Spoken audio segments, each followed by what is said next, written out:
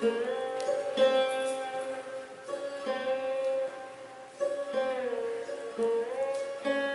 once upon a time, not 1,000 miles from here, there lived a poor old woodcutter and his little daughter. They were very poor. He lived in the woods, very much like the woods we have here. And he would get up in the morning and go into the forest and cut a bundle of wood, put it on his back, and walk to town and sit there and sell his wood. And sometimes he'd find a buyer, and sometimes he wouldn't. And with what little money he made, he would bring food back for him and his daughter. And he lived very simply there. Well, one day his daughter said, "You know, Father, you know, we pretty much just eat dates and rice around here. And I've heard one of the other girls down at the end of the valley talk about different kinds of food. There was baklava, hummus, all these things. And I'd really like some different kinds of things to eat." Well, the old man loved his daughter very much, and he decided that he would try to satisfy her wishes. And he said to himself, "Well, tomorrow I'll wake up earlier than my usual time. I'll go further back into the woods, and with the extra wood I cut, I'll make a little bit more money, and maybe I can buy my daughter something different to eat, something new, something wonderful." So the next morning he woke up much earlier than usual and went further back into the mountains than usual. And he spent the morning cutting the wood into lengths and bundling them up. And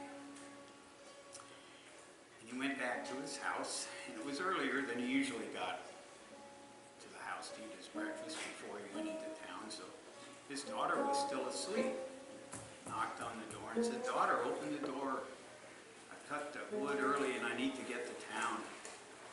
If I'm early into town, I'll be the first woodcutter there, and I'm sure to make a sale."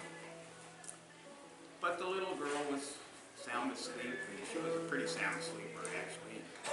She didn't hear that. The old woodcutter thought, "Well, you know, maybe I'll just spend the day cutting some more wood and go into town a little later with a double bundle." So he went back into the forest and spent some more time cutting more wood. And by the time he got back to the house, it was getting on evening. He thought, "Well, I'll sell this double load of wood tomorrow." So he knocked on the door. Daughter, open the door. Please, I've been out all day. I'm tired and hungry and thirsty." But the little girl had forgotten about their conversation the night before and had gone out for a walk.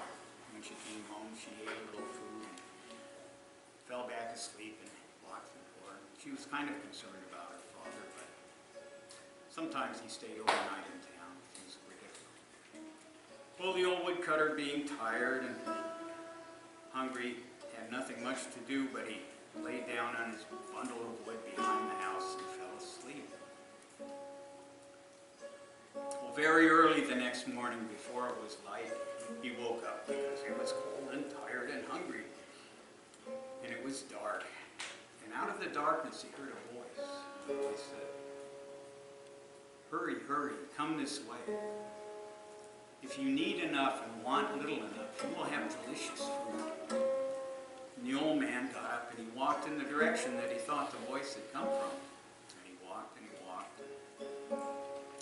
Pretty soon it started to get light, the sun was coming up, and he found himself in a part of the forest that he'd never been in before. And he looked around and said, "Well, I'm lost, you know, what am I going to do? You know, I don't know where I am." And he was rather fearful of this, and also, you know, hungry and tired and thirsty and somewhat afraid. So he thought he'd tell himself his own story. So he sat under a tree and told himself his own story about when his little girl had asked him for something different to eat. Well, while he was telling himself his own story, a voice very much like the other voice came out of the dawn. what are you doing there? He said, I'm telling myself my own story. What might that be, said the voice. So the woodcutter told him. And the voice said, I want you to stand up and close your eyes. So the woodcutter stood up and closed his eyes. The voice says, now I want you to walk up this staircase. He said, there's no staircase here, I'm in the middle of the woods. The voice said, never mind, just do what I say. And he put his foot up, and sure enough, there was a step there. And then another step. And then all of a sudden, the staircase started to move very fast. And the voice said, don't open your eyes until I tell you to do so. Very soon, the voice said, you may open your eyes now. And he found himself in a place completely different from the forest. It was like a bleak desert. The sun was blazing down. It was just full of pebbles and rocks. And he was looking around. Well, I don't know now. What's going on here? And the voice said, I want you to pick up as many of these pebbles as you can and put them in your pocket. So the old woodcutter picked up the pebbles that he found on the ground. Put them in his pocket. And the voice said, now close your eyes again. And he closed his eyes. Now go down the staircase. He said, well, okay. So he put his foot down, and there was a step, and he put his other foot down, and there was another step. And very soon the staircase started to move very fast, and the voice said, don't open your eyes until I tell you to do so. After a while, the voice said, you may open your eyes now. And he found himself right outside of the door of his house. Oh, that's good. So he knocked on the door and he said, daughter, daughter, open the door. And she opened the door and said, where have you been?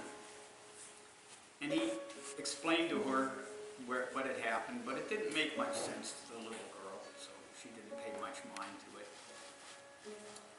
That night they ate the last of their food, which was some dried dates and leftover rice. Next morning, Woodcutter took his double load to market. And as he cleared the gates of town, one of the bakers said, oh my, look at that, what good quality wood you have. You know, I have 3 wedding cakes to do in the next 2 days, and that's just the wood. I'll pay you double the price for this wood because you were here early. Wow, so the woodcutter, with the extra money he had, went and bought all kinds of delicious things and took them home. And that night he and his daughter were eating all this delicious stuff, and while they were eating, a voice came to them, very much like the other voice. It said, old man, although you do not know it yet, you have been saved by the work of Muskil Gusha. Muskil Gusha is the remover of all difficulties. And you must remember to tell this story every Thursday night, or give a gift in the name of Muskil Gusha, or give something to help the needy. In this way, the people who are in real need will always find their way. But his daughter didn't seem to have heard this voice, so he didn't say anything about it.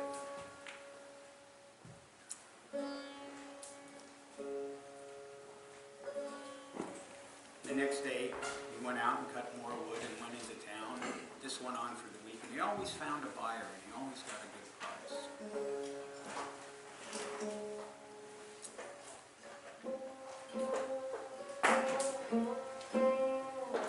Next Thursday is the one of man. He forgot to tell the story of Muskil Gusha. Late that night, in the house of the woodcutter's neighbor, the fire had gone out, and they didn't have any way to light a fire. So they came to the old woodcutter's house. He knocked on the door. He answered the door and said, yes, what can I do for you? And he said, oh, our fire went out, and we'd like to get some fire from those lamps you have in your back room. He said, what lamps? I said, yeah, the back room, those lights, see it through the window. He looked, and sure enough, there were lights there in the window. So he said, just a moment. And he went into the back room, and he had taken all those pebbles that he had, and he'd thrown them in the back room. But now, when he looked at them, they were precious, luminous gems shining with the light of their own.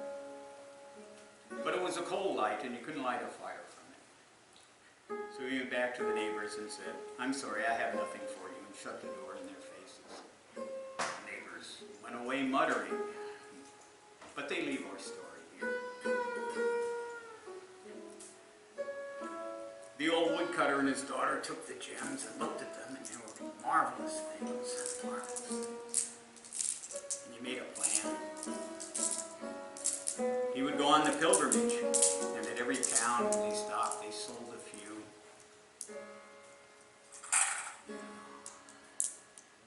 And after a while of selling gems in various towns, they amassed a great fortune. And they went back to their home place and decided to build a house. And they chose as a place a lot across the street from the king of that country. And hired workers, and in no time at all, a beautiful fairy tale palace had come into being. Now the king of that country had a little daughter, very much like the woodcutter's daughter. She woke up one day and looked out the front and saw this beautiful palace there and said, "What's going on here? You know, who built that? Who has the right to build a house better than the palace of the king?" And she called the palace guards. And they went out and collected the story as near as they could find it. That, you know, that it was an old man and his daughter, and they made some money in the jewelry business, and but they really didn't know much. The princess was quite angry, though, and she sent for the woodcutter's daughter to scold her good. And they met, and as is the way of young girls everywhere, soon they became fast friends. And they used to go swimming in this garden that the king had made. They had a waterfall and a rock pool. They spent many grand afternoons there. Well, one day the princess and the woodcutter's daughter were bathing in the pool, and the princess had a necklace given to her by her father. She took the necklace off and hung it in a tree thereby. We didn't need the tree. I'm sorry.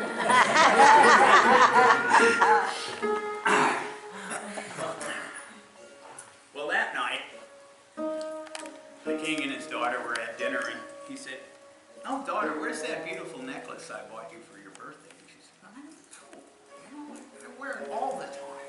I don't know what happened to it. You know, the last time I saw it was when I was with that girl from across the street, you know, and I think maybe she stole it from me." Well, the king was very incensed. He called the guards, had the woodcutter arrested, confiscated all his property, and had the little girl thrown into an orphanage. The woodcutter was hustled off to the prison.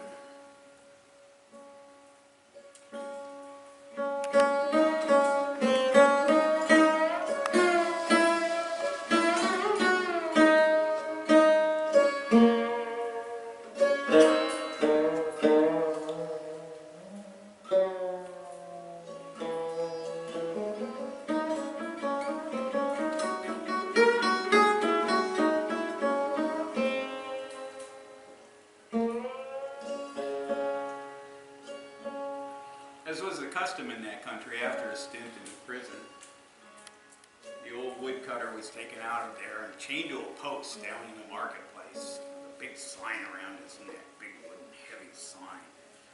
And the sign said, "This is what happens to people who steal from kings." The wood was so wide he couldn't reach around to scratch his head. He was pretty miserable. People threw things at him and jeered at him. But after a while, as the way of men, they got used to the old man sitting there by his post day after day, and sometimes they gave him scraps of food to eat, and sometimes they did not. Then one time when he was sitting by his post, he happened to hear a merchant saying, "Oh, it's Thursday afternoon, I have a meeting to be at." Thought went through him that, oh, it's Thursday, it's the evening of Muskil Gusha. He had forgotten to tell the story for so long. It No sooner had this thought entered his mind than a man threw him a small coin. He picked it up and he said, "Oh, generous friend, you've given me some money, which is of no use to me. But if your generosity would extend to going to the market over there and buying a few dates and sitting there with me, sharing them, I would be most grateful." Now this man, he had a lot of troubles of his own. He owned some ships and he had sunk all his money into the ships going to China.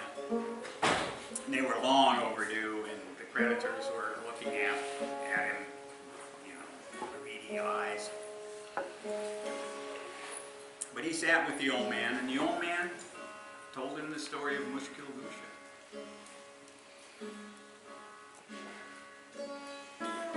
And after that, the other gentleman walked away thinking, that man's been in the sun too long, he must be mad. But as he cleared the hill, he looked down into the harbor, and there were his ships coming in, full sail, loaded with silk, spices, and all kinds. And this made him think about the story of Muskil Gusha very much. But he leaves our story here. Rather loudly. The next day, Princess went down into the garden. She was going to go jump in the pool. And she looked down in the water and she thought she saw what she thought was her necklace at the bottom of the pool. There it is! Oh my! She went to dive in. But right before she went to dive in, she happened to sneeze. And she threw her head back to sneeze. And there, hanging in the tree, was her necklace. She ran to her father and said, "Father, Father, the woodcutter's daughter didn't steal my necklace at all. It was hanging in the tree. Oh, we've done them a terrible wrong." So the king had the woodcutter taken out of the post down there in the marketplace and restored to his property. His daughter brought back from the orphanage. And they all lived happily ever after. Except for those who didn't.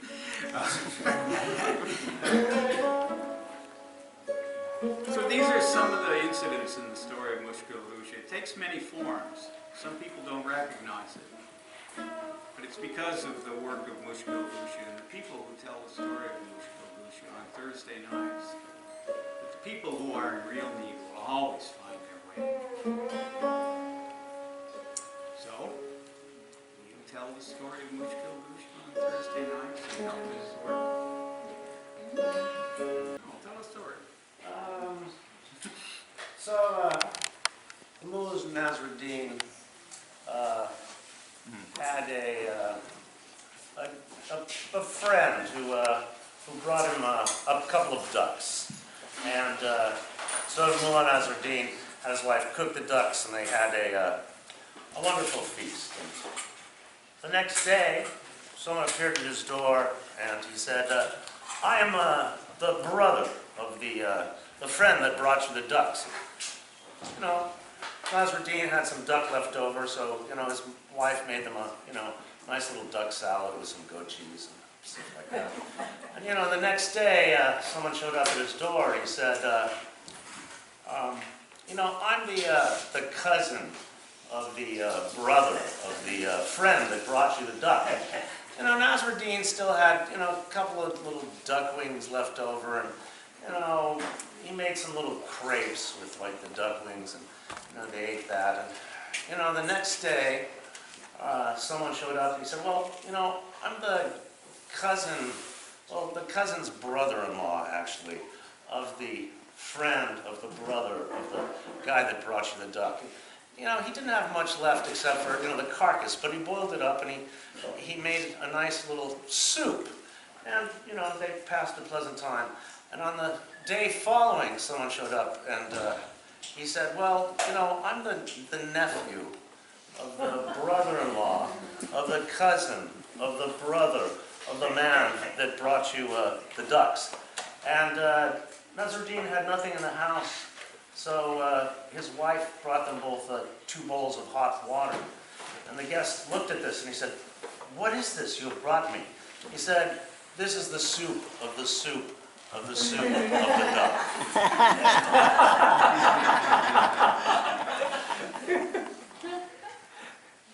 Homeopathic soup. Indeed.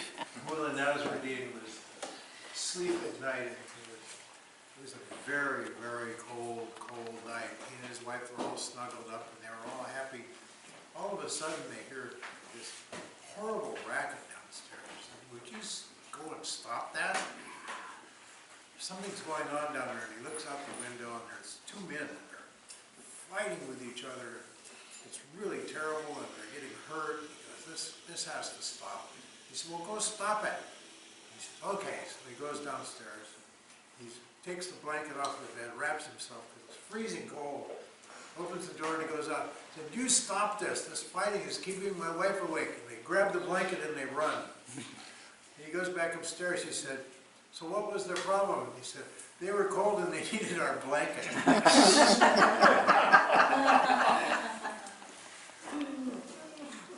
So Nasrudin's on a flight from Shiraz to Istanbul. And up there in the plane, pilot comes on and says, "Ladies and gentlemen, our arrival at Istanbul International Airport will be delayed by 20 minutes due to the loss of our starboard outboard engine." No, I asked. Mutter amongst themselves. But what can they do? Really, they're in the airplane. After a while, the pilot comes on again and says, "Ladies and gentlemen, I regret to inform you that our arrival at Istanbul International Airport will be delayed by 40 minutes due to the loss of our port outboard engine." People are starting to get upset. "I have meetings to make. Oh my, my daughter's picking me up at the airport. What will she think?" Nasrudin gets up and says, "Hey, calm down, everybody. It's that amount of time is nothing. If I was riding my donkey, this would take 4 months. You're lucky to be up here like this. So, don't complain too much." And they're flying along, and the pilot comes on and says, "Ladies and gentlemen, I regret to inform you that our arrival at Istanbul International Airport will be delayed by an hour and a half due to the loss of our starboard inboard engine." Nasrudin looks at his neighbor and says, "If this keeps up, we'll be up here all day."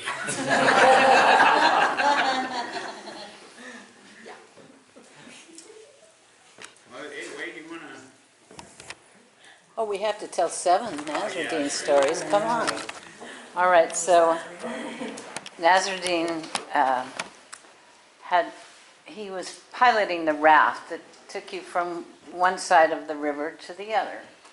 And, one little village over here and a little small town over here. So the professor, he's coming down the road and he says, "Nasrudin, I need a ride." Okay. Goes right over there, gets the professor, puts him on the raft, and they start across the river. And the professor says, "Nasrudin, can you read?" And Nasrudin said, "No, I never had time to learn to read." And he says, "Oh, Nasrudin, you've wasted half your life. You cannot read." And Nasrudin says, "Professor, can you swim?"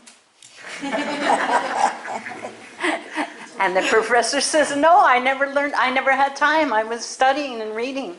He said, "Well, you've wasted all your life. We're sinking."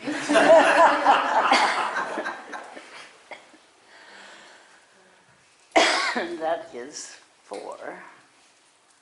So the town watchman found Nasrudin in the center of the square on his hands and knees, looking for something on the ground in the middle of the night. He says, "Nasrudin, what are you doing?" He says, "I've lost the keys to my house." The town watchman says, "Well, where did you lose them?" He said, "Well, I lost them down the road over there." The town watchman said, "Nasrudin, why are you looking here in this town square?" He said, "There's more light here." So near Nasrudin's house, there was a small lake. The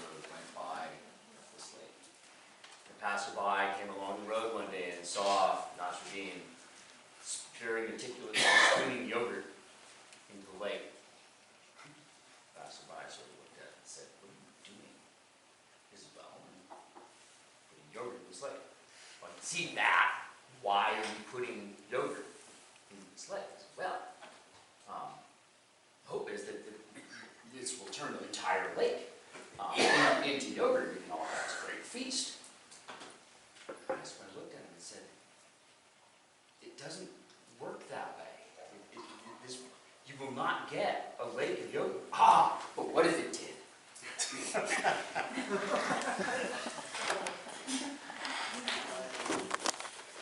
That's 5. Give me a... Nasrudin was in the bazaar one time, and he was pretty hungry, and he looked in his pockets and counted his money, and well, he didn't have a whole lot, but he had enough to get a big piece of bread, so he bought the bread.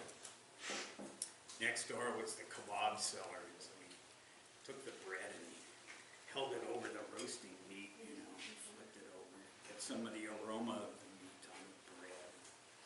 While he was doing this, the kebab seller said, "Hey, what are you doing, you know? You can't do that." Noah says, "No, yes, I can." He said, No, we can't. And anyway, they got into a big scuffle. And they were hauled up in front of the I'm not telling you. No, you do. They hauled him up in front of the magistrate to judge upon who was right and who was wrong. And after they told the story that the Nasrudin held his bread over the meat and just got the smoke.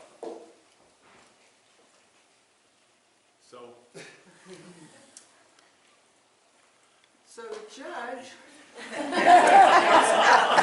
situation is as well, okay. Nasrudin, you got any money? She asked me to tell this one. I don't. And so he reaches in his pocket and he, and he just only had like 2 little coins left. He says, okay, take them in your hand and go like this. So he goes like that, and the 2 little coins going dinky, dinky, dinky, dinky, dinky. And the magistrate says, your case is solved. Go. But the meat, but what's going on here? But he says, look, he smelled your meat. You heard his money.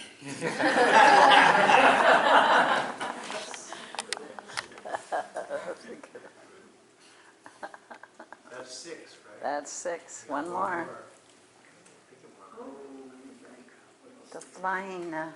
Okay, Nasrudin's wife was giving him a rough time. Says, you're always saying you're a holy man and you do God's work, and we don't have any money, so, I'm tired of all this, and I want you to go ask God for some money. And so Nasrudin goes out in the yard and he says, "Oh God, I've been your faithful servant for all these years, and I'd really like 100 gold pieces as outstanding payment." Well, Nasrudin had a neighbor, and he was up on his roof, and he happened to be counting his money at the time, and the thought went through his head, "I'll play a trick on the old guy next to him." So he tossed a bag of coins, and plop, they land on Nasrudin's feet and picks them up. He says, "Oh, wow, look at this." And he goes in, looks at his wife and says, "Wife, look, don't give me any trouble anymore. I'm a saint. God listens to me." Well, pretty soon, all kinds of stuff started coming to the house, some new furniture, a microwave and stuff. And the old miser next door was seeing this, and he said, "A joke's a joke. This has gone on long enough." So he goes down there and bangs on the door, and Nasrudin answers and says, "Before you say anything, know that I'm a saint." He said, "Yeah, right, man. That was my money I threw down there as a joke." He says, "Well, you might think that, but I think you're just the instrument of God's will." And he says, "Well, we'll see about that. I'm going to take you to court." So on the way to court, Miser's there riding on his horse, all dressed up, and Nasrudin's in his regular working clothes. And they get to the corner and they stop. And the guy says, "What's going on?" He says, "Look, you're obviously a wealthy man and very well dressed, and I'm just here in my work clothes. And if we appear before the judge like this, he's going to be prejudiced in your favor, So I think maybe you should lend me your jacket there." I says, okay, yeah, sure, it won't make any difference here, take it. So they walk a little further, and Nasrudin says, well, you know, you're also riding on a horse, you know, and that's a pretty sign of wealth and, you know, power. And I'm sure the judge is going to rule in your favor just because you're on that horse. He said, look, this is an open and shut case. If you feel that way, you can ride the horse. So, and in this manner, they appear before the judge. And the miser states his case and what it is. And then the judge looks at Nasrudin and says, well, what do you got to say for yourself? And he says, well, my neighbor, you know, everyone knows he's a miser, but I know him very well, and I know that he has delusions, complete delusions, because he's a miser, and he thinks that everything he sees belongs to him. You know, ask him whose coat I'm wearing, and he says, he's wearing my coat. And ask him whose horse I'm riding. He's riding my horse. Case dismissed.